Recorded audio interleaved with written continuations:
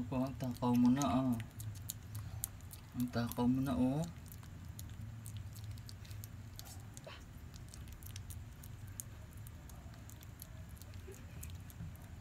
Kasi ba't mo kasi binuksan? Ba't mo kasi binuksan yung bintana? Eh, mainit nga. Kahit nakabukas din, mainit pa rin naman kasi nakasarado yung bintana. Tsaka para may kahit sino na kaunti. Nanonood lang naman siya. Wala, haro. Betrayed na ikaw. Tama.